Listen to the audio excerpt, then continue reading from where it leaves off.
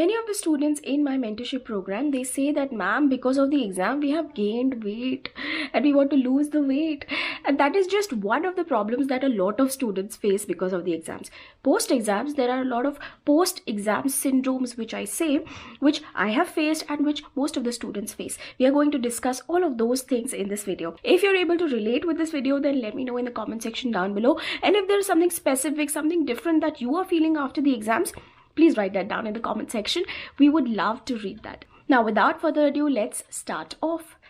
The first thing that happens after the exams is that most students experience that they have gained some weight. Okay, it may be possible that for some students they have lost some weight. For some students it happens that their eyesight grows weak. If they already have glasses, then the number goes higher, or if they don't have glasses, then they sometimes need the glasses. Well, all of this is very much normal. It happens with a lot of students, not everyone, but yet a lot of students. The reason is also very, very simple, because there is a lot of stress that goes in the exam preparation. Now, because of this stress, a lot of people have different coping mechanisms relating to that stress. So some of the people, they sit down, they meditate, they process the stress. But for most of the students, they don't have the time to sit down and meditate. They don't have the time to actually process all of those things. Plus, when you're so much into the exam preparation, it is very difficult to look from the outside perspective to see the whole picture. And it is difficult to process the issues. That is why most of the people, we need support. We need support of our mentors, parents, friends, teachers, etc. Right? So what happens during these times? Because of the stress, a lot of the students, they cope with stress by eating too much. Okay, that is something which I am guilty of.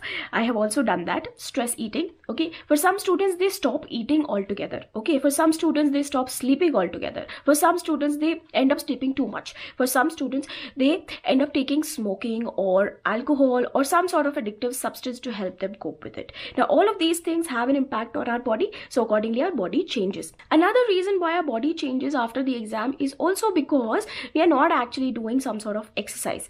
For the most part, we just have to sit down and study with our books, right? So there is no actual activity that is happening. We're just sedentary. We have a sedentary lifestyle around this time, right? So even some of you who might be into walking, who might be into gym, who might be into other activities, you might leave all of that to save time to study. So because of that, also again, the body changes, right? So this is something which happens with a lot of students. But now that your exams are over, what do you do about it? Well, you got to change it. So sit down, reflect on how your body has changed, measure your weight, measure your body, and then see if it has changed, if you're feeling differently, if you're not liking it, then work on it. Okay, reduce that weight or gain that weight if that is the case with you. Go for that walk that you've been wanting to. Quit that addiction, quit sugar. If you have been meaning to join some activity, then do that. This is the time that you actually do those things. Okay, another thing that happens with most of the students, including me, is that during our exam preparation, we think that once the exams are completed, we are going to do these exciting things. We think that we are going to go on that vacation to Goa or that hill station. We think that we are going to go on that bike ride. We think that we are going to join gym. We think that we are going to read that book or that book because it was so exciting. You always wanted to read that book. We think that we are going to learn how to beatbox, or we think that we are going to learn how to play a guitar.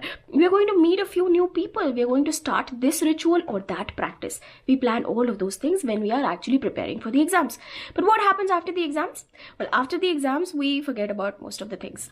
We get lazy, we get comfortable in the routine. It's winter time, it's really fun to actually just sleep in our cozy beds, drink that hot coffee, stay at home. It's warm, there is no pressure.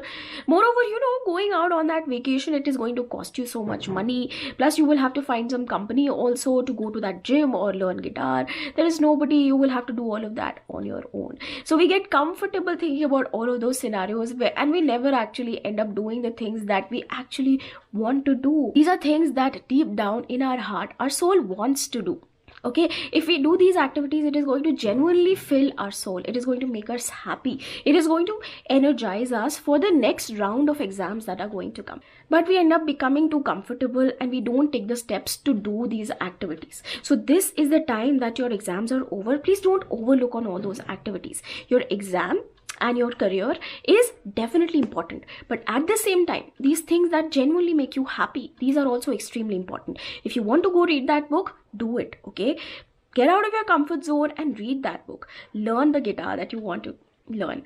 Go to that gym class, go to that vacation. Okay, let's say you don't have money, figure out another way, go on a cheap trip. Okay, if you don't have company, so what, go on a solo trip. It is really going to change your life and perspective towards life. You will be re-energized and you will thank yourself later. The next thing that happens with most of the students is that once the examination are completed, then they take out all those exam papers and they start calculating how much marks they are going to get in the examination. So they start thinking about the answers that they have written versus comparing it with the actual answer of that question. Okay, based on that, they try to evaluate whether they are going to pass the exam or they are not going to pass the exam. Right? Now, this is not a bad practice. This happens with everybody and this is a good thing that you should do. But once you have done it, then most of the students, they tend to come up with some sort of decision. Either they start studying for the next group, start preparing again for the examination, take up coaching, and they start working all over again very, very quickly. By all means, you should go ahead and start studying for the next round of examination. But after you have completed your exams and from the time that you start studying for your next examination, it is very important that you take some time off. Okay, you take some break. Okay, usually we are in the momentum of studying, so studying feels like the natural thing to do. Even after your exams are completed, you feel like you should start studying for the next exam. That is only because of the habit of studying that you have cultivated, the stress that you're daily taking. You feel like it's natural to keep studying. However, at this point, it is important that you take a step back. You reward yourself for all this time that you have put in, all this energy that you have put in into your last examination. You have just completed your exam. Take some time off, re-energize yourself, do the activities that you really want to do, that make you happy, okay? And then reflect on your entire journey, okay? Basically, take a break, okay? Because it is going to prevent you from the long-term burnout. If you're continuously studying and you're not taking any breaks, it leads to student burnout. And I have faced that. Probably I'm going to make a video on that separately. If you want that kind of video, let me know in the comment section down below. But burnout is something which is real and burnout should not happen. So in order to avoid any sort of burnout, take a step back, reflect, take a break, do everything that you want to do for a week period. And after a week, maybe then you can start studying again for your next examination. Right, so this is it in this video. I hope you were able to relate with this video and learn something from it. If there is something else that you're feeling after the examination, do write it in the comment section. I would love to read that and other students would also love to read that. So we're going to see you again in another video. Meanwhile, take care of yourself. Bye-bye.